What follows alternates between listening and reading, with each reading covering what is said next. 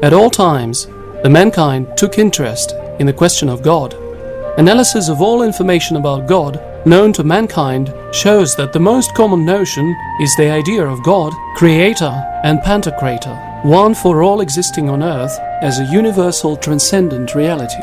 God is not indifferent to what is happening on earth. Therefore, at critical moments of civilization development, there always appeared prophets, the human beings who were able to express and communicate to the others the information from on high, showing the way to a fair life.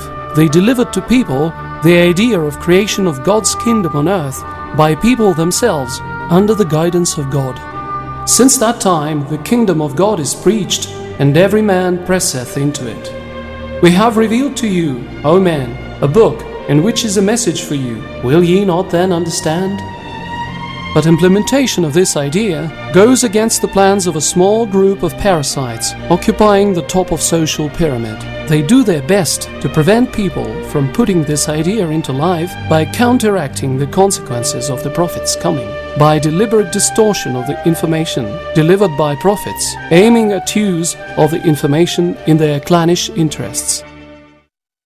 Эти добрые люди, Гимон, ничему не учились и все перепутали, что я говорил.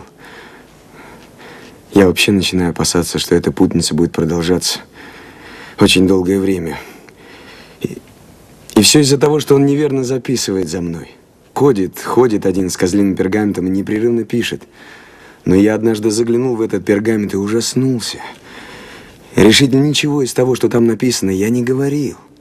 Я его умолял: сожги ты, ради Бога, свой пергамент. А он выхватил у меня его из рук и убежал. Кто такой? Левий Матвей, он был сборщиком податей. Having announced themselves as the chosen ones, these parasites started to impose their purposes, hiding behind the name of God and establishing various religious corporations of mediators between God and a human being.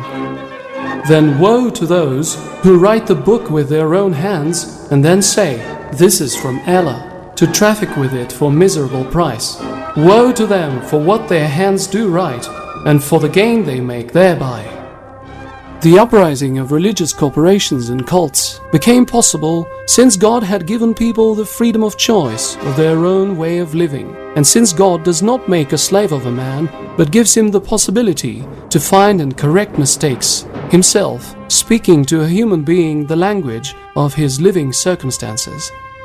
And each human being can communicate with God directly, without any mediators.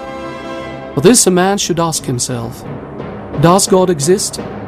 Does he make mistakes despite his omnipotence? Do I trust him in my life? If a man is attentive to the events taking place in his life, then he can see if he is getting closer to God by his deeds, or if he is moving away from him. Allah does not change a people's lot unless they change what is in their hearts. The kingdom of God cometh not with observation, neither shall they say, Lo here, or lo there, for behold, the kingdom of God is within you. Now these parasites, under whose external control the Western civilization was built, based on the algorithm described in the Bible, are faced with one big problem, represented mainly by Quranic Islam. The problem is that the Quran denies the concept of Jews as the people chosen by God, and names the usury of any kind as a deadly sin. But particularly these two main concepts, which among other things underlie the Bible project of enslaving all in the name of God, are being put into life surreptitiously and inviolately, though they are not directly declared, mentioned in writing, or discussed anywhere. And despite the fact that those who consider themselves Muslims do not realize this, the wheeler-dealers of the Bible project understand that the Quran is a potential menace for them. This arouses a desire to leave the Quran in the historical past. One of the ways to resolve the problem of Islam for the Western wheeler-dealers is the multi-optional policy. Step 1. The creation of caliphate that should include almost all the nations that will perceive Islam in its historically set form as traditional religion. Step 2.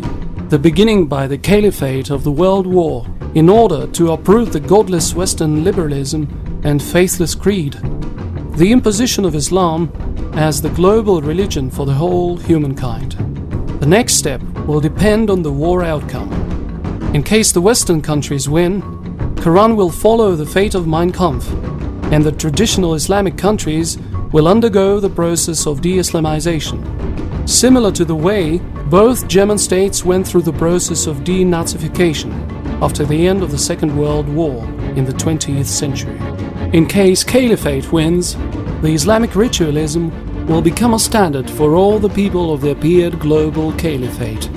The crowd without Arabic knowledge won't be able to read Quran themselves and will be controlled by mullahs. Apparently, now all of the Muslim countries hope that such way of government can be implemented. Even in the countries where the majority of population is represented by native speakers of Arabic, Muslims idolize their prayer mat, not capable of correlating their lives with Quran, bringing their lifestyle and ideals far from Quranic testaments that exclude any tyranny of people over people. Mullahs represent professional corporation of ideologists that will interpret life with reference to Quran, taking into consideration the interests of their backstage owners, the same way as done with Taliban in Afghanistan and the Muslim priesthood in all the countries. Mullahs are fixated on ritualism and are not able to discover and solve the real problems of public life. To confirm this statement, one can observe the last centuries of Muslim countries' history that fall behind the Western countries in science and technology development and that couldn't elaborate a more effective alternative to the Western mode of life. As the next step, when the power of mullahs will become hated, we will face global anti-Islamic rebellion, the end of mullahs' power, and the society will undergo the process of de-Islamization. The Quran will be taken away from the publicity and put to the libraries to be cited by the authorized historians only. These historians will do their best to prove that the humankind was saved from such a great evil. Western middlebrows don't even understand that Quran and Islam have become the main objects of the purposeful calumny and discredit. Middlebrows are incredibly not in position to take Quran, read it as message addressed to them personally, and to correlate Quran with real life, so that to notice all the calumny against Quran and the Muslims' deviation from the true Quran message. Nowadays, first stage of this multi-optional policy is being deliberately implemented. In the Islamic world, those regimes adherent to the Muslim traditionalism and not displaying aggression towards otherwise minded neighbors are being attacked by the opposition of pseudo-Islamic fundamentalist radicals. The Muslim culture is portrayed as enemy. For this purpose, the role of this enemy again goes to the same pseudo-Islamic fundamentalist radicals that undermine the regimes of Muslim traditionalists and display aggressiveness towards different-minded people. To resolve this problem, global terrorist issue was picked up under the signboard of Al-Qaeda. The fight of the West against Al-Qaeda is purposely done by such means that in the Islamic world is perceived as Western aggression. This leads to the appearance of favorable crowd scene for the pseudo-Islamic fundamentalist radicals. Almost all traditionally Muslim countries are involved in this scenario. Afghanistan is used as the platform for drugs flow, as one of the means to sow seeds of hatred towards outside the Muslim cultural area. Pakistan is chosen to display instability of the government under Muslim traditionalism and to be further accused for nuclear technologies leak to other Muslim countries and extremists. Iran is accused of the lust to possess nuclear weapons. The goal of the Western policy towards Pakistan and Iran is to create caliphate, since Muslim nuclear power would be perceived in the world as real and inescapable threat. The nuclear potentials of caliphate are not planned to be developed to the level fatally dangerous to the West, but it will always be implied in propaganda in order to keep nuclear motive to trigger the coalition war of Western states against the caliphate. For example, this could take place by a single nuclear attack on some countries, taking Israel for one. Caliphate should necessarily be the anti-Semite state, so it could be rated as the follower of the Third Reich. Saudi Arabia and the Persian Gulf states are expected to finance their Muslim brothers working for the caliphate.